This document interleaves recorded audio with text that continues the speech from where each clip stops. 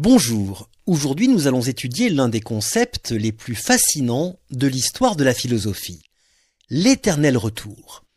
Mais avant d'expliquer ce concept, laissez-moi vous raconter comment Nietzsche en fit la découverte. En août 1881, Nietzsche se trouvait à Sils Maria, un village des Alpes suisses. Il marchait dans la forêt le long du lac de Silvaplana, et lorsqu'il arriva devant un rocher, qui est d'ailleurs toujours là, il eut soudainement cette illumination. Je reviendrai, avec ce soleil et cette terre, non pas pour une vie nouvelle, ni pour une vie meilleure, ni même pour une vie ressemblante, mais éternellement, je reviendrai pour cette même et identique vie, pour revivre ce même et identique instant. Alors, ce qui est extraordinaire dans ce récit que fait Nietzsche du moment où il a eu cette révélation, c'est l'inconscience, disons même l'état second dans lequel il est. Parce que ce qu'il découvre ce jour-là, c'est en fait l'une des idées les plus anciennes et les plus connues de l'histoire de la philosophie. Et ça, Nietzsche ne peut pas l'ignorer. Alors attention, je ne dis pas que Nietzsche est malhonnête, qu'il essaye de s'accaparer cette idée, de se faire passer pour celui qui la découvre. Non, ce n'est pas ça du tout. C'est plutôt qu'au moment où Nietzsche a cette révélation, elle a un tel effet sur lui, elle le plonge dans un tel état d'exaltation, qu'il en oublie, pour ainsi dire, que cette idée existe déjà, et qu'elle est déjà très connue, et que lui-même la connaît déjà. Il la connaît nécessairement puisque le premier à avoir formulé l'idée de l'éternel retour, c'est le philosophe présocratique Héraclite, auquel Nietzsche n'a jamais cessé de reconnaître sa dette. Quant aux stoïciens, qui étaient en quelque sorte les descendants philosophiques d'Héraclite, ils reprirent l'idée de l'éternel retour et développèrent une vision cyclique du temps dans laquelle les choses se répètent éternellement à l'identique selon un grand cycle cosmique. Bon, je ne vais pas vous faire un catalogue de toutes les mentions de l'éternel retour dans l'histoire de la philosophie. Mais ce qu'il faut retenir, c'est que cette idée d'éternel retour n'a pas eu d'importance pour Nietzsche jusqu'au moment où il l'a redécouverte lui-même. Et alors, à partir de ce moment, ce fameux jour d'été au bord du lac de Silvaplana, il est tellement frappé par son idée qu'il envisage de consacrer 10 ans de sa vie pour savoir si l'éternel retour est une théorie scientifiquement possible. Alors, c'est une question qu'on ne va pas se poser, car même aujourd'hui, l'idée de l'éternel retour ne peut être ni prouvée ni réfutée par la science. Mais surtout, Nietzsche lui-même va assez vite abandonner cette quête de vérification scientifique de son intuition, car il va se rendre compte que la question de savoir si l'éternel retour est possible ou pas n'a en fait aucune importance. Car ce que Nietzsche a découvert, ce n'est pas ce que croyaient savoir Héraclite ou les stoïciens, mais c'est en réalité quelque chose d'absolument neuf. L'éternel retour, selon Nietzsche, c'est une sorte de test. Et c'est le test le plus dangereux que puisse passer un être humain. Alors, avant de savoir si vous êtes prêt à passer ce test, on va s'arrêter sur une expression que nous connaissons tous et sur laquelle nous nous sommes tous, un jour ou l'autre, interrogés. Cette expression, c'est « vivre l'instant ». Elle se décline de nombreuses façons, vivre ici et maintenant, savourer le moment présent, cultiver la pleine conscience, vivre chaque jour comme si c'était le dernier, etc. Ce sont des expressions que nous entendons très souvent. Et d'ailleurs, j'ai même lu quelque part que Carpe Diem était l'un des tatouages les plus répandus au monde, au point que nous sommes désormais presque saturés de cette injonction à vivre l'instant présent. D'où la plaisanterie que vous connaissez peut-être, Carpe Diem, c'est l'anagramme de « ça déprime ». Mais surtout, savons-nous vraiment ce que signifie vivre l'instant présent? Quel est le sens que nous pouvons donner à cette expression? C'est par là qu'il faut commencer. Parce que tant que nous ne savons pas ce que signifie vraiment vivre l'instant, eh bien, on n'est pas en mesure de le faire. Certes, on peut se donner comme devise Carpe Diem et même se le faire tatouer sur le bras, mais si l'on n'a qu'une vague idée de ce que signifie un instant réellement vécu, eh bien, on est en face d'une injonction creuse qui n'a aucun effet. Or, que constate-t-on? Que les moments de notre vie que nous avons vécus les plus intensément, ceux où nous avons connu nos plus grandes joies, nos plus grands moments d'exaltation, sont souvent arrivés par hasard, qu'ils n'ont rien à voir avec notre volonté. L'exemple le plus probant est peut-être celui du coup de foudre amoureux. Mais alors, si les instants que nous vivons les plus intensément ne dépendent pas de nous, quel intérêt y a-t-il à se donner pour devise de vivre l'instant présent? Quand vous faites vos courses et que vous faites la queue à la caisse, quand vous êtes coincé dans un embouteillage, ou bien quand vous êtes au lit avec une grippe, l'expression vivre l'instant ne signifie plus rien. Et si l'on prend des exemples plus graves, comme un chagrin d'amour, voire la perte d'un être cher, alors l'expression vivre l'instant provoque carrément du dégoût. Voilà donc le problème. Nous avons conscience que la seule chose qui peut donner un sens à la vie, c'est de nous rendre capables de vivre l'instant. Mais nous avons aussi conscience que cette possibilité de vivre l'instant ne dépend pas de nous, mais le plus souvent d'événements extérieurs à nous. Alors, lorsqu'on est jeune, on trouve magnifique cette expression de carpe diem, surtout si l'on a vu le cercle des poètes disparus. On a envie d'en faire une maxime de vie.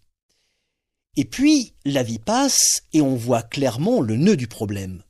Les instants les plus intenses, les plus exaltants que nous avons vécus, sont inextricablement liés aux pires moments que nous avons vécus. La vie est un tout qui ne se décompose pas, et qui est à prendre ou à laisser tout entière, en un seul bloc. Un bloc dans lequel nos joies nous coûtent très cher en peine.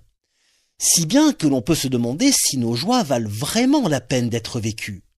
C'est ce qu'expriment parfaitement les vers du poème « Il n'y a pas d'amour heureux ». Ce qu'il faut de malheur pour la moindre chanson, ce qu'il faut de regret pour payer un frisson, ce qu'il faut de sanglots pour un air de guitare. Si bien que, lorsque nous voulons évaluer l'intensité de la joie que nous avons ressentie dans les plus beaux instants de notre vie, nous sommes tentés de les mettre en balance avec les moments les plus pénibles de notre vie. Et alors, nous nous posons fatalement la question, ces moments de joie valaient-ils ces moments de peine? Et à la racine de ce doute, on trouve un autre questionnement, encore plus redoutable. Quelle est la valeur de la vie? Alors, pour essayer de répondre à cette question, on va imaginer que l'heure de votre mort est arrivée. La mort se présente devant vous et vous dit « Ta vie est terminée. Cette heure que tu es en train de vivre est ta dernière heure. Néanmoins, je te donne la possibilité de revivre exactement la même chose que tout ce que tu as vécu lors de cette vie qui s'achève. Entre-temps, tu auras tout oublié. Décide-toi maintenant et donne-moi ta réponse. » Si vous essayez d'imaginer cette situation, ce que vous allez faire, c'est en quelque sorte un bilan de votre vie. Vous allez comparer rapidement les plus grands moments de joie que vous avez vécus avec les pires moments de souffrance que vous avez endurés. Et vous allez vous demander, est-ce que mes moments de joie valent la peine que je revive mes moments de souffrance? Et si vous répondez oui, alors vous direz, d'accord, je veux bien revivre cette vie-là. Autrement dit, cette expérience de pensée vous oblige à évaluer ce que la vie vaut pour vous. Votre vie a-t-elle été, dans son ensemble, plutôt un don ou plutôt un châtiment? Car c'est ça finalement la question qui est ici posée.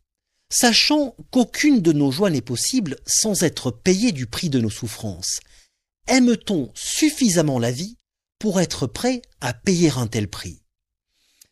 Mais dans la petite expérience que je viens de vous proposer, j'ai supposé que vous deviez répondre au moment de votre dernière heure. Et du coup, je vous ai beaucoup facilité les choses. Parce que, à notre dernière heure, on sait déjà tout ce que l'on a vécu. Et donc, c'est beaucoup plus facile de tout mettre dans la balance. Or, il y a une expérience beaucoup plus radicale. Non pas répondre à cette question à la fin de notre vie, mais y répondre pendant notre vie, à n'importe quel moment de notre vie. Et c'est cette expérience que Nietzsche a appelée la pensée de l'éternel retour. Et voici comment il la formule. Je cite.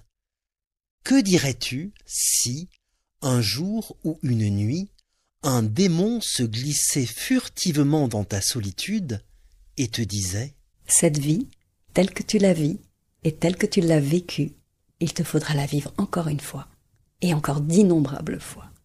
Et elle ne comportera rien de nouveau. Au contraire, chaque douleur et chaque plaisir, et chaque pensée et chaque soupir, et tout ce qu'il y a dans ta vie d'indiciblement petit et grand doit pour toi revenir.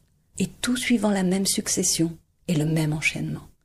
Et également cette araignée et ce clair de lune entre les arbres. Et également cet instant où je te parle. » Ne te jetterais-tu pas par terre en grinçant des dents et en maudissant le démon qui te parlerait ainsi? Ou bien as-tu vécu au moins une fois dans ta vie un instant tellement extraordinaire que tu lui répondrais « Tu es un Dieu, et jamais je n'entendis rien de plus divin. » Si cette pensée s'emparait de toi, elle te métamorphoserait, toi tel que tu es, et peut-être t'écraserait. Combien te faudrait-il aimer et toi-même et la vie pour ne plus aspirer à rien d'autre qu'à donner ton approbation à ce retour éternel. Fin de citation. Alors, si l'on met ce texte de Nietzsche en parallèle avec ce que nous avons dit, on voit bien que la question qui se pose, c'est celle de l'unité de la vie. Il ne s'agit plus de dire oui aux moments les plus forts de notre vie et de dire non aux moments les plus pénibles, parce que ça c'est trop facile, c'est ce que tout le monde fait instinctivement.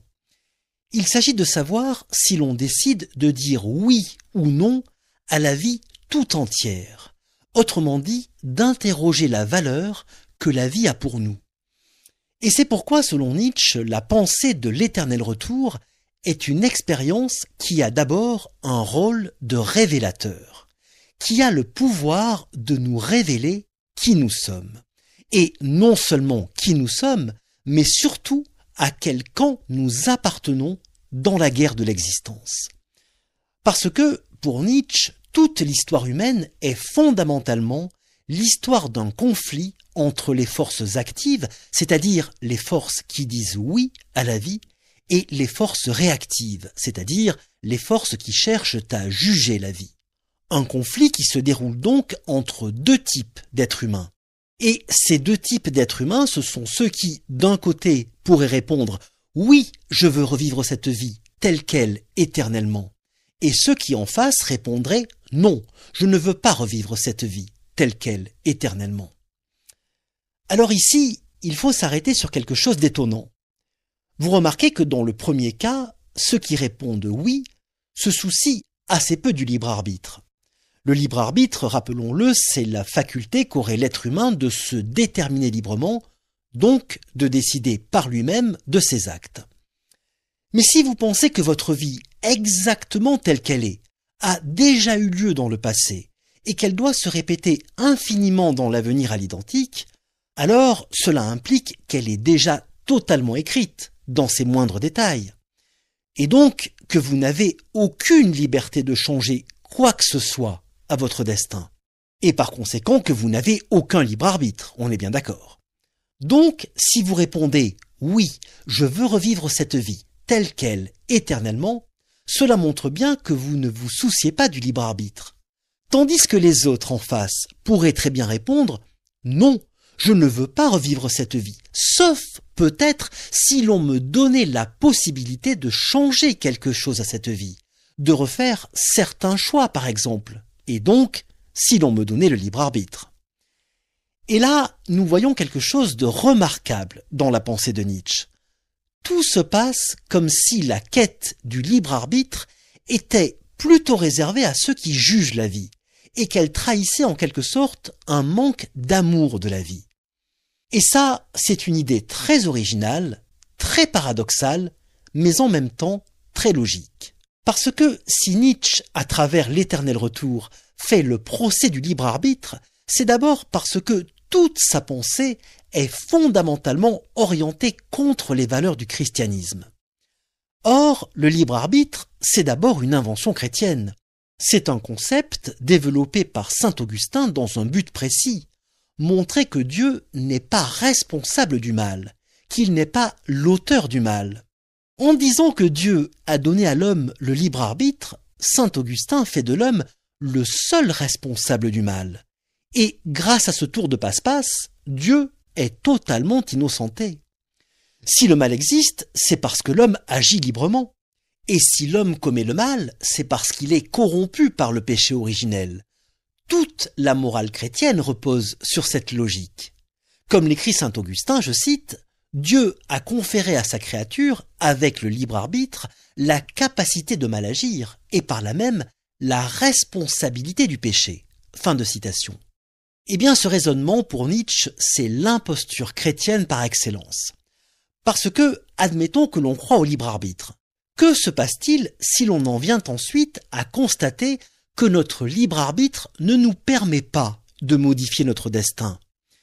Eh bien, au lieu de douter de la réalité du libre arbitre, on va plutôt avoir le sentiment que notre libre arbitre est en quelque sorte corrompu, entaché dès l'origine.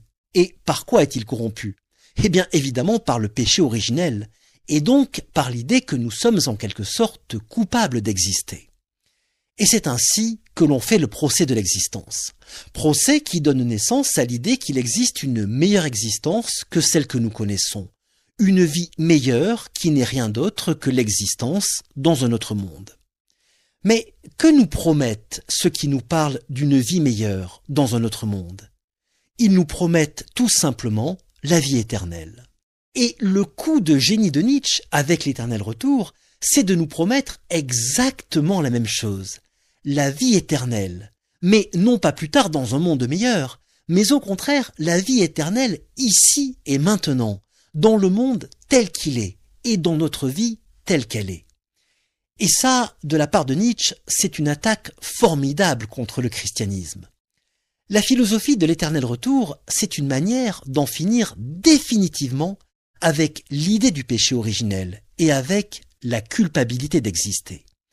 Car il ne s'agit plus d'espérer une joie à venir dans l'au-delà, mais au contraire de trouver notre joie dans l'instant présent grâce à l'affirmation de la vie tout entière, aussi bien dans ce qu'elle a d'exaltant que dans ce qu'elle a de tragique. À la superstition du libre arbitre, Nietzsche oppose donc ce qu'il appelle l'amor fati. Amor fati en latin, cela signifie l'amour du destin, donc le fait d'avoir la force non seulement d'accepter son destin, mais même de l'aimer, quel qu'il soit. Pour Nietzsche, seule cette force d'acceptation permet d'embrasser pleinement la vie, y compris dans ses aspects les plus douloureux. La devise amor fati, aime la fatalité, n'est donc pas une attitude de résignation face à notre destin. C'est même tout le contraire. Il s'agit de désirer notre destin tel qu'il est. Et donc, nous voyons bien qu'une telle attitude va à l'encontre de tout ressentiment ou de toute révolte contre ce qui arrive dans notre existence. Et ainsi nous empêche de nous ériger en juge de l'existence, en prêtre, comme dirait Nietzsche, animé d'un sentiment de vengeance contre la vie. Savoir si l'on est prêt à recommencer exactement la même vie, c'est nous placer au-delà des valeurs de bien et de mal. Parce que c'est prendre le bien et le mal ensemble, comme les deux nécessités d'une seule réalité, plutôt que de les séparer, en mutilant la vie. Ainsi, nous comprenons maintenant ce que signifie l'expression « vivre l'instant ». Chaque fois que vous dites « oui » à l'éternel retour, vous vivez l'instant présent, parce que vous ne vivez pas dans l'attente, dans l'espérance de quelque chose à venir, ni dans le regret de quelque chose de passé. Autrement dit, vous ne regrettez rien et vous n'espérez rien. Or, ne rien regretter et ne rien espérer, c'est exactement cela, vivre l'instant présent. Souvenez-vous de la chanson d'Édith Piaf. Non, rien de rien, non, je ne regrette rien, car ma vie, car mes joies, aujourd'hui, ça commence avec toi. Pourquoi avez-vous des frissons quand vous entendez cette chanson? Parce qu'elle vous murmure que l'éternel retour, c'est-à-dire le rejet simultané du regret et de l'espérance, c'est la clé pour pénétrer dans l'instant présent. Et d'ailleurs, comme le chante Édith Piaf, ni le bien ni le mal, tout ça m'est bien égal. Et là vous entendez la résonance de ces paroles avec le titre du livre de Nietzsche, Par-delà le bien et le mal. Et puis, il y a une autre chanson qui vous a peut-être ému un jour, et c'est Claude Nougaro qui la chante. Vous vous en souvenez? Ah, tu verras, tout recommencera, tu verras. Mozart est fait pour ça, tu verras, entendras, tu verras notre enfant étoilé de sueur, s'endormir gentiment à l'ombre de ses sœurs et revenir vers nous scintillant de vigueur. Tu verras mon ami dans les os de mes bras, craquer du fin bonheur de se sentir aidé, tu me verras, chérie, allumer des clartés, et tu verras tous ceux qu'on croyait décédés reprendre souffle et vie dans la chair de ma voix jusqu'au matin des mondes. Évidemment, Nougaro pensait forcément à l'éternel retour lorsqu'il écrivit cette chanson. Penser l'éternel retour, dire oui à l'éternel retour, c'est donc se délester de toutes les morales qui jugent la vie, qui veulent redresser le monde. C'est tourner le dos à tous les faussaires de Dieu. Parce que les prêtres, les idéalistes, ceux qui jugent la vie, ont une conception aveugle de l'éternité. Ils ne voient pas que l'éternité, c'est dans l'instant qu'on la ressent. Dans Ainsi parlait Zarathustra, Nietzsche imagine une route infinie s'étendant à perte de vue dans les deux directions, derrière vers le passé et devant vers l'avenir. Au milieu de cette route se dresse un portique sur le fronton duquel il y a écrit le mot « instant ». Zarathustra s'arrête devant le portique. Je cite le texte. « Je ne savais que faire. Devais-je franchir ce portique ? Je restais là un long moment, hésitant. Finalement, je me décidai à franchir le portique. Et aussitôt, je compris que l'instant était le seul moment qui comptait vraiment.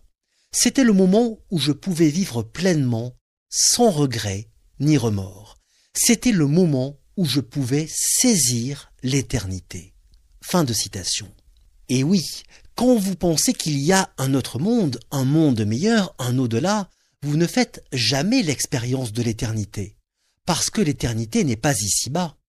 Alors que si vous ramenez l'éternité dans le réel, si vous avez l'éternité devant et derrière vous, alors vous pouvez en faire l'expérience tout entière lorsque, par hasard, vous vivez pleinement un instant, n'importe quel instant. Cela peut être un coup de cœur dans la rue, comme cela peut être le moment où vous remportez une grande victoire dans votre vie. Mais cela peut tout aussi bien être des instants tout simples, comme le soleil de midi qui brûle votre peau après vous être baigné dans une mer froide. Cela peut être le retour de la fraîcheur du soir pendant un jour d'été. Cela sera différent pour chacun de nous, bien sûr. Mais qui n'a jamais vécu un instant qui contient en lui la sensation de l'éternité ? Alors, avant de terminer cet épisode, je voudrais vous parler d'un certain monsieur. Ce petit monsieur était tout le contraire d'un athlète. Il avait depuis son enfance une santé très fragile. Devenu adulte, il vécut quasiment toujours malade. Il était victime de terribles migraines qui l'obligeaient à fermer les volets de sa chambre en plein jour. Il avait une si mauvaise vue qu'il lui était souvent très pénible de lire. Il ne vécut aucune histoire d'amour réciproque avec une femme. Et il passa sa vie dans de petites chambres d'hôtel meublées pauvrement, cherchant de ville en ville un climat qui adoucirait ses souffrances. Ce monsieur, c'est Friedrich Nietzsche. Et au moment où, au cœur de sa vie si difficile, il eut l'intuition de l'éternel retour, il répondit « Oui, j'aime la vie au point de vouloir revivre cette vie-là éternellement. » Alors, on peut tout reprocher à Nietzsche, notamment d'être le philosophe le plus réactionnaire de l'histoire. Mais si, comme le disait Nietzsche, toute grande philosophie n'est qu'une confession involontaire de son auteur, alors la pensée de l'éternel retour nous dit qui était vraiment Nietzsche et combien il était noble. Et lorsqu'on a dit ça, on comprend pourquoi la plupart des interprètes de Nietzsche commettent une grave erreur quand ils affirment que le message de l'éternel retour consiste à nous dire « vis ta vie de telle sorte que tu puisses souhaiter qu'elle se répète éternellement. Parce que Nietzsche nous dit en fait exactement l'inverse. Il nous dit « souhaite que ta vie se répète éternellement afin de la vivre vraiment ». Parole de philosophe.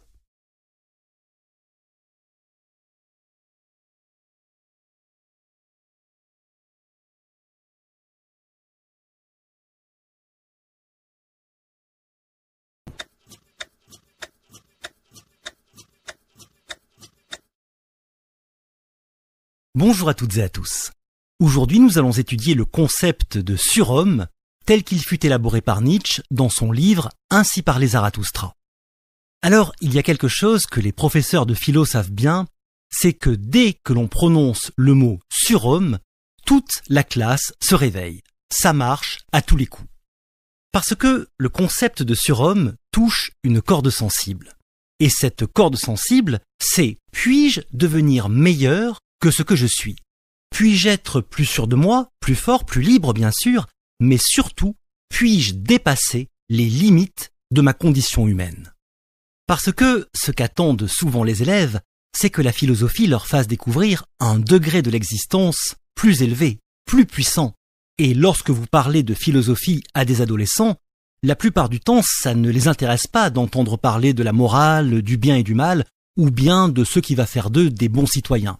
Et ça ne les intéresse pas beaucoup de se poser des questions comme « le bonheur est-il affaire de raison ?» ou encore « vouloir la paix, est-ce vouloir la justice ?» pour citer 2 sujets récents du bac philo. La question qui les intéresse vraiment, c'est « comment vivre plus intensément ?» Et ils ne sont pas idiots les élèves. Ils sentent bien que les questions qu'on leur pose au bac, c'est un peu des questions pour les refroidir, pour calmer leur ardeur philosophique. D'ailleurs, c'est bien connu. La philo, c'est généralement la matière dont ils espèrent le plus, et au final, c'est toujours la matière qui les déçoit le plus. Et comment leur donner tort ? Parce que la question « comment vivre plus intensément ?» ce n'est pas du tout une question immature, ni une question idiote. C'est même par là qu'il faudrait commencer. Et c'est pour ça que Nietzsche nous fascine, parce qu'il pose les questions dans le bon ordre. Comment être à la hauteur de la vie ? Et comment faire pour que la vie soit à ma hauteur ? Comment faire pour que la vie tienne ses immenses promesses ? Et même, comment être plus grand que la vie ? Bigger than life, comme on dit en anglais. Et donc, quand vous prononcez le mot surhomme, c'est comme si un rayon de soleil entrait dans la classe. Et si c'était ça, la clé ? Et si elle était là, la porte de sortie à la médiocrité de la vie normale, entre guillemets ? Et là, normalement, il se passe toujours quelque chose d'un peu gênant dans la classe. C'est que les élèves se disent « Comment ça se fait que notre prof de philo, qui connaît parfaitement Nietzsche, donc a priori qui connaît la méthode pour devenir un surhomme, pourquoi il n'a pas du tout l'air d'être un surhomme ? Elle est où l'arnaque ? Est-ce qu'en lisant Nietzsche, je vais vraiment pouvoir devenir surhumain ? Ou bien est-ce qu'il y a encore une embrouille ? Et puis d'abord, c'est quoi un surhomme ? Est-ce que c'est une nouvelle espèce qui va remplacer un jour l'espèce humaine ? Ou bien est-ce qu'il y aura seulement quelques surhommes qui vivront au milieu des hommes normaux ? Et alors on leur souhaite bon courage à tous. Et puis, il y a un autre problème. C'est que le mot surhomme, c'est quand même un mot qui fait un peu peur. Bon, disons-le sans détour, ça sonne un peu nazi. Parce que qui dit surhomme, dit aussi sous-homme. Et on sait à quelles atrocités ce genre de vocabulaire peut mener. Alors, on va démêler tout ça. Et le meilleur moyen de démêler tout ça, c'est de comprendre dans quel contexte historique Nietzsche a élaboré le concept de surhomme. Pour commencer, qu'est-ce qu'un surhomme ? On va répondre très simplement et ensuite on va expliquer. Le surhomme de Nietzsche, c'est un homme qui a une nature égale au divin. Mais qu'est-ce que ça peut vouloir dire pour un être humain d'avoir une nature égale au divin ? Et est-ce que c'est seulement possible ? Eh bien, a priori, oui, c'est possible. Parce que lorsque les êtres humains ont imaginé le concept de Dieu, qu'est-ce qu'ils ont fait ?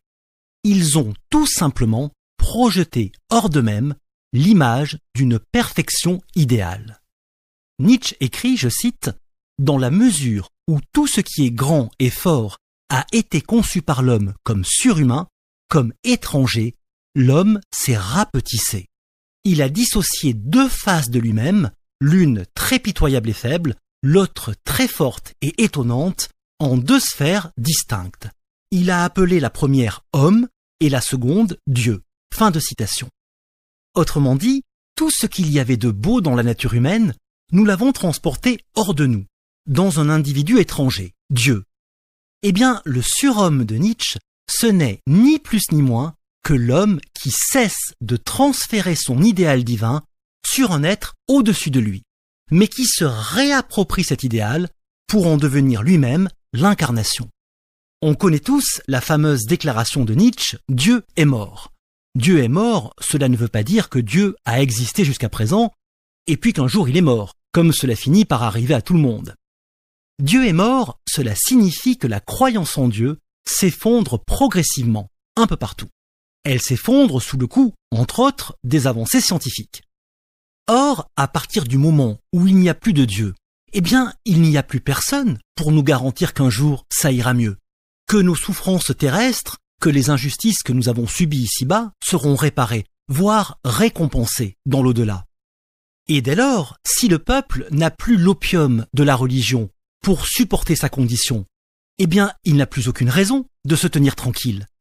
Et d'ailleurs, il ne se tient plus du tout tranquille à l'époque de Nietzsche. Par exemple, en 1871, le peuple prend le pouvoir dans Paris. Il proclame la Commune de Paris, un gouvernement insurrectionnel fondé sur la démocratie directe et qui instaure immédiatement un système politique intégralement socialiste. Alors, quand je dis socialiste, rien à voir bien sûr avec le Parti socialiste. On parle ici du socialisme révolutionnaire. Et Nietzsche, qui est issu de la petite bourgeoisie, quand il apprend ça, il a la peur de sa vie. Il en a, pour ainsi dire, la moustache qui se hérisse, parce qu'il a compris que le peuple, désormais, n'attend plus le bonheur dans l'au-delà, mais qu'il veut le bonheur ici et maintenant, sur cette terre. Ce qu'il faut bien comprendre, c'est que le drame de Nietzsche, c'est d'avoir vécu à l'époque où le mouvement ouvrier commençait à s'organiser sérieusement et dangereusement, et que le projet de base de Nietzsche, c'est d'élaborer une philosophie qui soit une alternative aux revendications du socialisme, revendications qui se répandent à l'époque comme une traînée de poudre.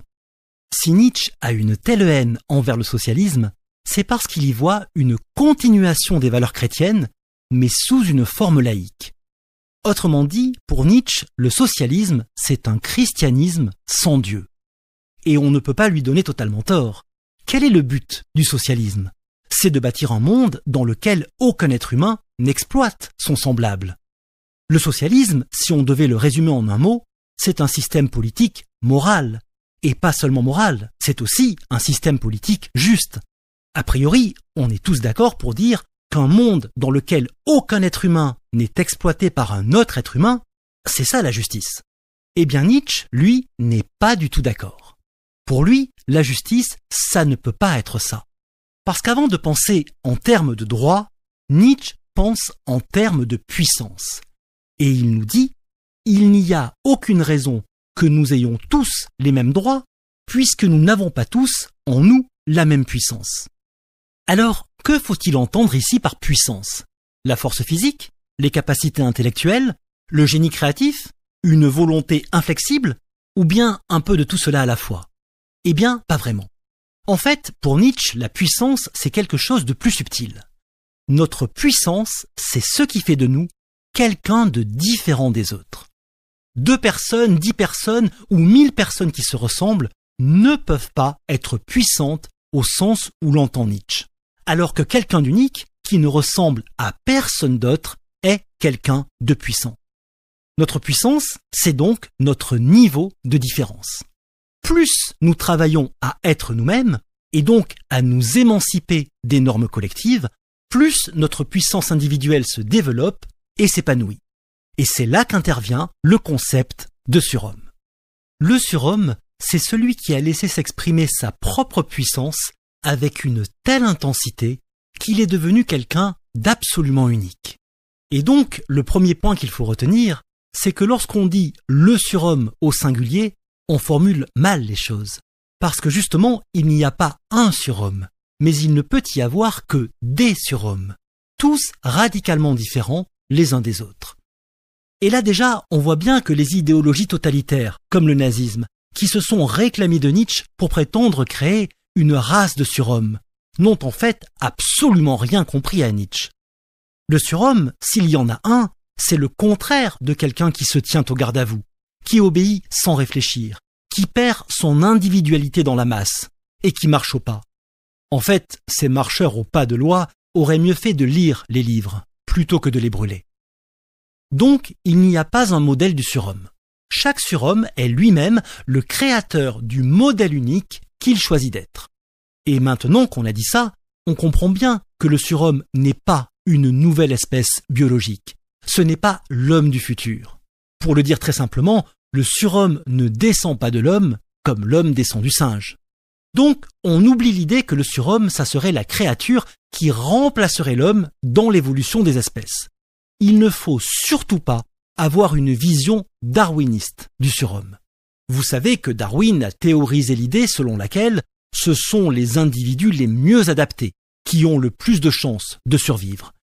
Et aujourd'hui encore, on entend souvent des discours de darwinisme larvé qui affirment que la vie n'est qu'une gigantesque compétition sociale, économique, sexuelle, dans laquelle ceux qui l'emportent sont les plus forts, les prédateurs. D'une certaine manière, le capitalisme lui aussi a récupéré et dénaturé la pensée de Nietzsche. Désormais, le surhomme, ce n'est plus une brute en uniforme, mais un super manager en quête de profit maximum. Bon, eh bien, il faut être très clair, cette vision est aux antipodes de la pensée de Nietzsche. Nietzsche attaque les thèses de Darwin. Pour Nietzsche, ce ne sont pas les plus forts qui survivent, ce sont les plus faibles. Comparez un homme de l'époque de Périclès avec un homme de l'époque de Macron. Bon, eh bien, tout est dit. Nietzsche écrit, je cite, « Lorsque je considère les grandes destinées de l'humanité, ce qui me surprend le plus est d'avoir devant les yeux toujours le contraire de ce que croit Darwin, l'idée que ce sont les plus forts qui survivent. Or, c'est précisément le contraire qui se passe, l'irrésistible domination des hommes moyens et médiocres. Les darwinistes se trompent en tout point. » Fin de citation. Alors tout à l'heure, on a dit qu'en imaginant ce qu'était Dieu, l'homme n'avait fait que décrire, sous une forme transcendante, les qualités potentielles qu'il portait en lui-même. Par exemple, lorsque nous attribuons à Dieu la toute-puissance, nous projetons inconsciemment hors de nous notre désir de maîtriser notre environnement. Et lorsque nous conférons à Dieu la sagesse absolue, nous exprimons en réalité notre propre aspiration à la sagesse. De même pour la bonté, la justice, l'amour, etc. Toutes les qualités que nous prêtons à Dieu sont en fait des qualités que nous prêtons à un homme idéal et qui traduisent notre désir intime de devenir cet homme idéal. Et si l'on y réfléchit un peu, la religion aussi a développé une idée du surhomme. Moïse, par exemple, n'est pas seulement un prophète, il est également pourvu d'une force surhumaine, puisqu'il peut se tenir face à Dieu et lui parler. Et d'une certaine manière, Jésus aussi est une sorte de surhomme, puisqu'il est doté d'une double nature, et qu'il est à la fois homme et Dieu. Et je ne parle même pas de Mahomet qui est non seulement un prophète, mais aussi un très grand chef politique et militaire. Et même sans évoquer des figures aussi importantes, on pourrait tout simplement parler des saints, qui sont des êtres qui s'élèvent au-dessus de leur propre humanité, qui transcendent les limites ordinaires de la condition humaine. Et d'ailleurs, même le tout premier héros dont nous avons conservé une trace littéraire, Gilgamesh, était déjà une sorte de surhomme. Donc, de ce point de vue, Nietzsche n'est pas l'inventeur du surhomme, parce que l'aspiration de l'homme à dépasser sa condition est inscrite dès le départ dans la nature humaine. Nietzsche ne le conteste pas. Mais puisque l'être humain est un animal qui ne cesse de vouloir se dépasser lui-même, puisque toute l'histoire littéraire, spirituelle et religieuse de l'humanité témoigne de cette volonté de dépassement, Nietzsche va essayer de penser dans quel sens l'homme doit chercher à s'élever au-dessus de sa condition. Et c'est là que la pensée de Nietzsche opère une véritable rupture et devient totalement originale.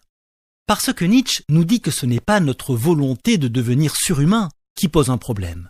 ce sont les valeurs que nous trouvons surhumaines qui sont suspectes. Jusqu'à présent, chaque fois que l'homme a voulu dépasser sa condition, il l'a toujours fait pour aller dans une direction opposée à ses instincts. On a parlé des prophètes, des messies, des saints, mais quelles sont les valeurs qu'ils nous ont inculquées? Des valeurs contraires à la vie, nous dit Nietzsche. Des valeurs morales qui nous incitent à réprimer et à rejeter tout ce qui relève de nos pulsions, de nos désirs ou de notre force vitale. Ils nous ont appris à nous méfier de notre instinct, à le considérer comme une tentation, comme un piège qui nous détourne du droit chemin. Et ils ont donc glorifié la souffrance, l'ascétisme, le déni de soi. Toutes ces faiblesses, ils les ont travesties en force, et ils ont fait passer ces vices pour des vertus. Or, en nous détournant de la puissance qui réside en nous, ces doctrines supérieures, entre guillemets, agissent comme un véritable venin. Elles pervertissent notre instinct de conserver notre force. Et ce n'est pas la peine d'être un surhomme pour comprendre ça. On le sait tous, quand on se sent faible, on se sent mal. Et quand on se sent fort, on se sent bien. C'est simple comme bonjour. Donc, ce que nous demande Moïse ou Jésus, par exemple, c'est de nous conformer à des idéaux qui nous obligent à renoncer à notre nature. Et d'ailleurs, ces idéaux ne sont pas seulement enseignés par les fondateurs de religions, ils le sont aussi par les philosophes. Et ça commence déjà avec Socrate, pour qui la raison doit se développer contre les instincts. Socrate qui, lors de son procès, va même jusqu'à dire aux Athéniens qu'il veut être leur mauvaise conscience, qu'il veut les tourmenter et leur faire honte. Et puis ça continue avec Platon, qui en inventant un monde intelligible, condamne la vitalité que nous ressentons ici-bas, dans le monde sensible. Et c'est encore le cas au XVIIIe siècle, avec Emmanuel Kant, qui nous demande de renoncer à nos inclinations personnelles pour obéir à un devoir moral universel. C'est avec cette longue tradition que Nietzsche veut en finir. Il écrit, je cite, « De tous les animaux, l'homme est relativement le plus raté, le plus maladif, parce que c'est celui qui s'est écarté le plus dangereusement de ses instincts. » Fin de citation. Pour Nietzsche, la première condition pour se dépasser, ce n'est pas de commencer par s'amputer de ce qui est gênant en nous. Il faut au contraire que l'homme s'accepte dans sa totalité. Autrement dit, qu'il s'accepte par-delà le bien et le mal, et qu'il accepte aussi la vie, le monde, dans leur totalité. Parce que si l'homme divorce d'avec le monde, s'il divorce d'avec la réalité, et s'il divorce d'avec ses instincts, il ne pourra jamais vraiment s'élever au-dessus de sa condition. Notre nature, nous ne devons pas la mutiler, mais au contraire l'embrasser pleinement. Et c'est ce travail-là que doit faire le futur surhomme. Apprendre à ne plus être étranger au monde. Mais pour cela, il faut métamorphoser notre désir, de façon à ne plus souhaiter autre chose que la réalité telle qu'elle est. Se dire que la réalité est à prendre ou à laisser.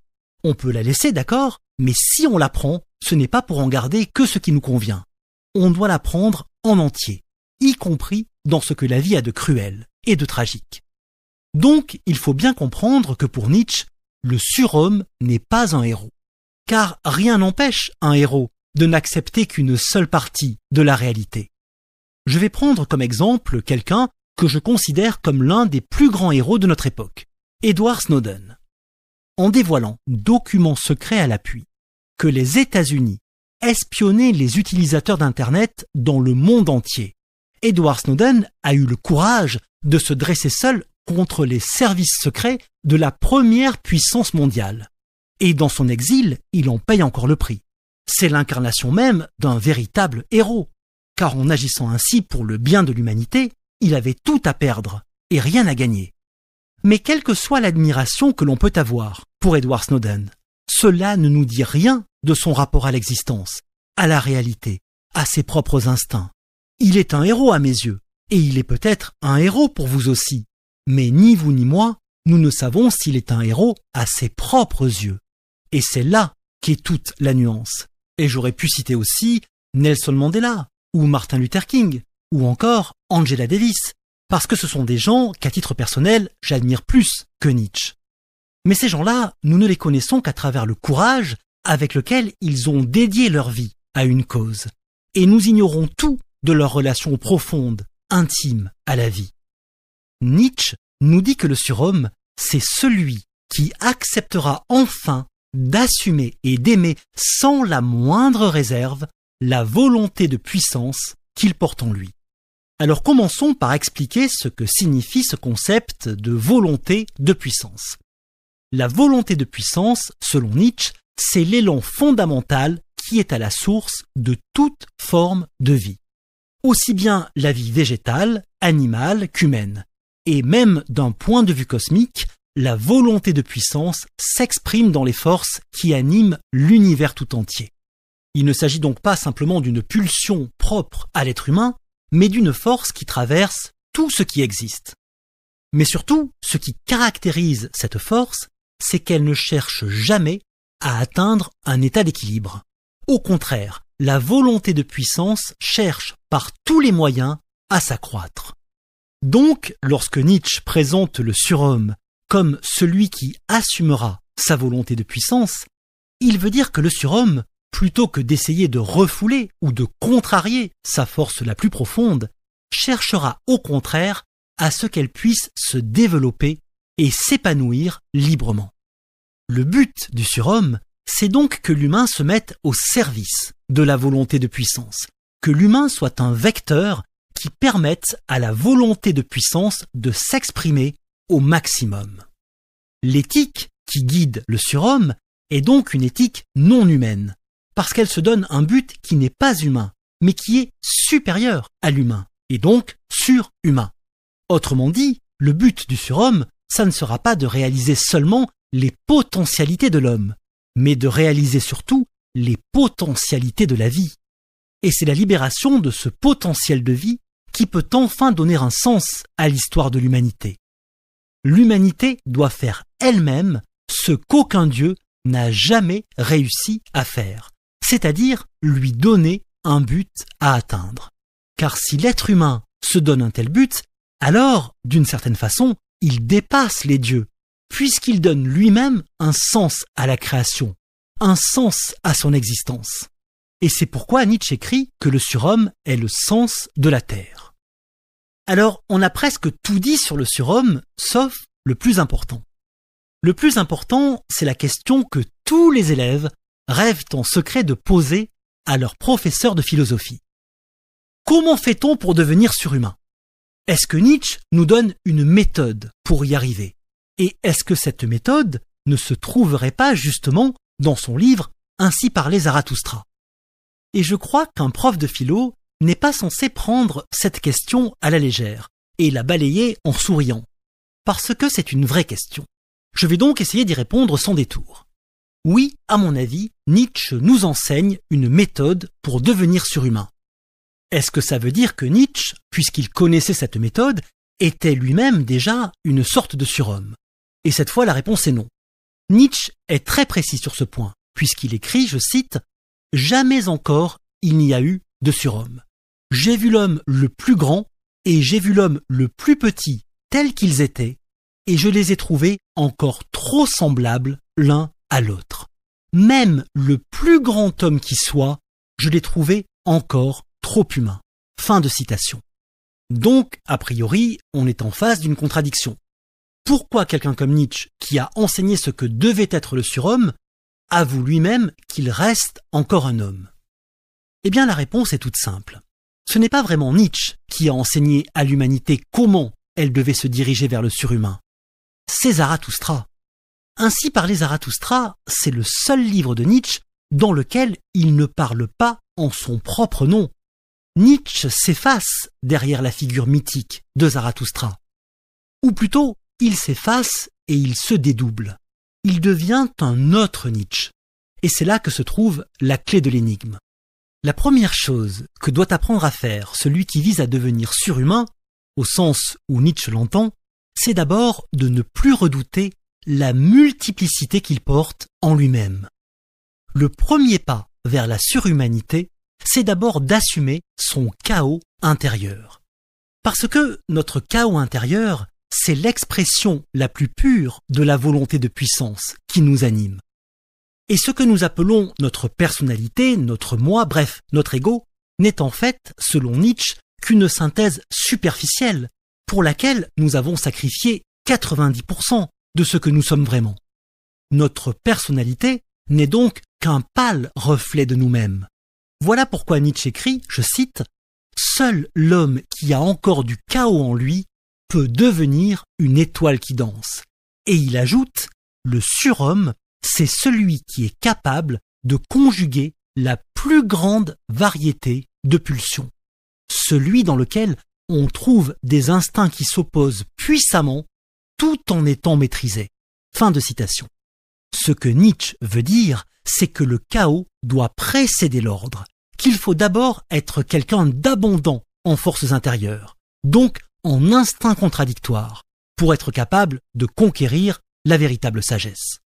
Parce que cette véritable sagesse, la sagesse surhumaine, n'est pas la fille de la raison. Elle ne peut être, au contraire, que la fille de la folie, à condition d'être capable de dépasser sa propre folie et d'y survivre. Et c'est là qu'intervient l'étincelle qui transforme l'homme en surhomme. Cette étincelle a lieu au moment précis où notre volonté devient suffisamment puissante pour combiner toute notre complexité en une nouvelle unité supérieure. Une unité qui ne sacrifie plus un iota de la puissance que nous avons en nous. Et l'on comprend mieux maintenant pourquoi Nietzsche dit que le surhomme s'oppose au dernier homme. Le dernier homme, c'est l'homme moderne, le plus petit des hommes. Or, à quoi reconnaît-on le dernier homme? C'est très simple. Le dernier homme se reconnaît toujours au fait qu'il veut réduire tout ce qu'il est à une seule chose, à un seul trait distinctif, dont il est généralement très fier. Cet homme moderne, on le rencontre encore tous les jours. Pas la peine de faire un dessin. Il est fier de sa nationalité, fier de la couleur de sa peau, fier de son orientation sexuelle, fier de sa religion, fier d'être de droite, fier d'être de gauche, bref, fier d'appartenir à un groupe. Fier de ressembler à d'autres. Fier de ne pas être unique. Le surhomme, au contraire, n'a que faire de cette identité pétrifiée. Ce qu'il veut, c'est utiliser tous ses instincts pour composer lui-même son être. Et le surhomme n'éprouve même pas le besoin d'être fier de ne pas ressembler aux autres, parce qu'il sait ce que nous avons oublié, à savoir qu'il n'y a rien de plus naturel que d'être unique au monde. Parole de philosophe.